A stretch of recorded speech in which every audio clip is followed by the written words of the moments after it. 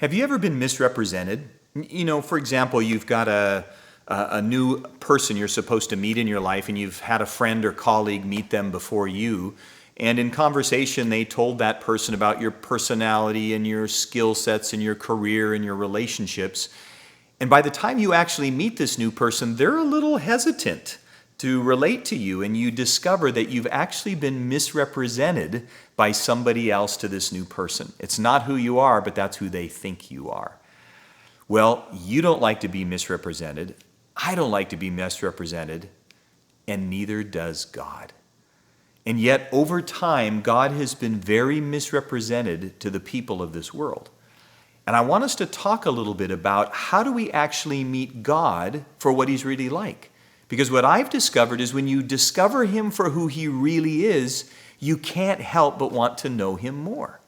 But we have these stereotypes or misconceptions of God. And I've run into these over the years of my life of helping people in this area. And let me just give you 4 of them as examples. The first one, I call it the absent God. He's just not there. Now, some people just don't even believe God exists. But for those who do, many feel like he's just too busy creating universes and planets and meeting everybody else's need, that he's absent from their lives. He's just not present. A second one that I bump into is the accusing God. The accusing God. In other words, the way that God has been framed in someone's mind is he always highlights wrongdoing. He only points out the flaws and the weaknesses of our lives, and that there's constant accusation. We never can measure up to what God asks of us, and so we constantly feel like failures. Another misconception about God is the authoritarian God, that because he's the creator of all, he's Mr. Bossy Pants, and he tells us what to do and what not to do, and if we don't do it, he crushes us with his thumb, those kinds of things, and that he's just there to boss us around and not to have relationship with us.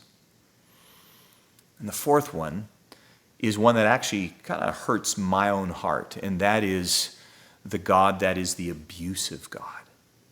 He's just there to actually do us damage, emotionally, mentally, through life circumstances. He actually wants to harm us severely.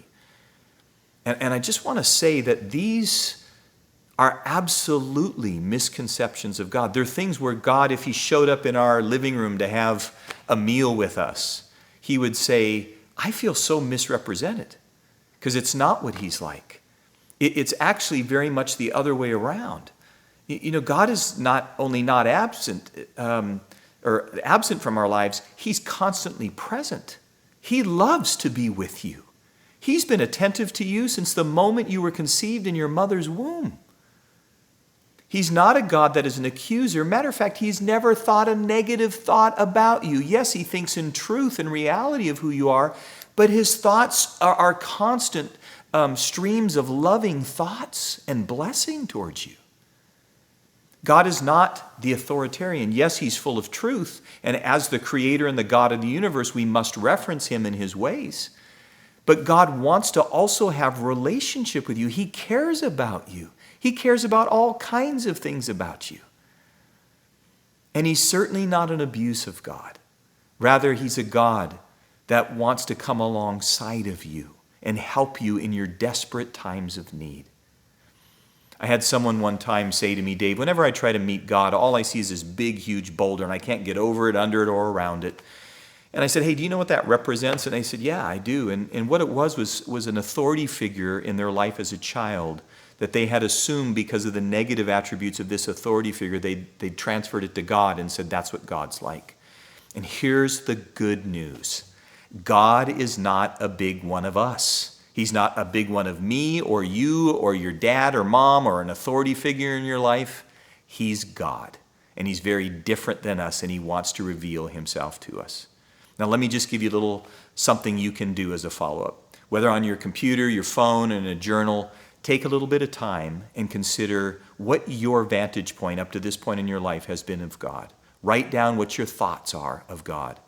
And we'll pick up next time as we talk about the nature of God.